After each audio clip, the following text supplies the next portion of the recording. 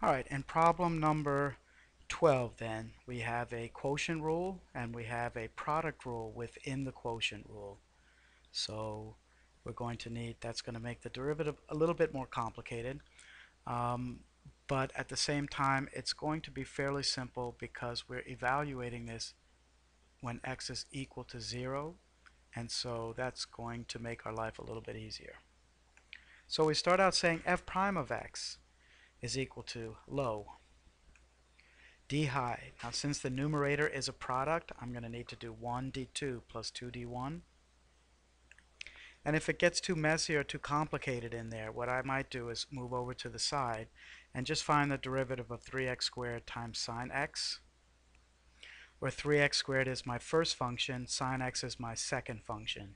So that would be 1d2, and first function 3x squared, the derivative of the second function would be cosine x, plus 2, which is sine x, d1, which is going to be 6x. And so you have 3x squared cosine of x plus 6x sine of x. And I can now substitute that whole piece as the d high in my original derivative. So now I have low d high minus high d low, and since the derivative of the denominator is 1, I'm just left with that second term being 3x squared sine x.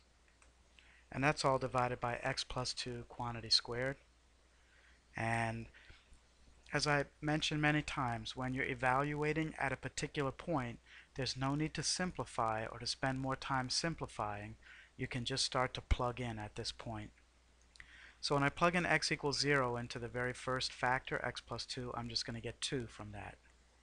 Then the second one, it's just going to come out to be 0, because when x is 0, 3x squared is 0, and 0 times anything is 0. Then 6 times 0 is 0, and 0 times anything is 0. So really, this just all becomes 2 times 0, and that's also going to become 0. Then the second part of it is just going to be 0 as well, because 3 times 0 is 0. And sine of 0 is 0. It doesn't matter, that's also 0. So the numerator is all 0. The denominator is going to be 0 plus 2, which is 2, 2 squared, which is 4. But that doesn't really matter, because at 0, the value of the derivative is 0. And so no need to simplify with a lot of effort there. Just start plugging in x equals 0, do it carefully, and make sure you come up with the fact that x is equal, or that the derivative when x equals 0 is 0. And that's what we see there. Alright, I'll go on to number 13 now. Now number 13 is asks us to determine the x values at which the graph of the function has a horizontal tangent. And we know a function has a horizontal tangent when its derivative is equal to 0. And the way we go about doing that is set f prime of x equal to 0 and solve for x. Alright, so the first thing that we want to do is find the derivative of 2x to the third minus 3x squared minus 6x. Now I believe, if I'm not mistaken, that when I first made up this problem, I think in number 13 the last 6x really should be 36x. So I'm going to write that in there. And in that case, it should be 6x squared minus 6x minus 36. And that's a big my bad, and I apologize for getting that mixed up. That'll make the problem much easier to solve for when x is equal to 0, and we'll see that in a second. So the first thing that we're going to do is factor out from that a 6.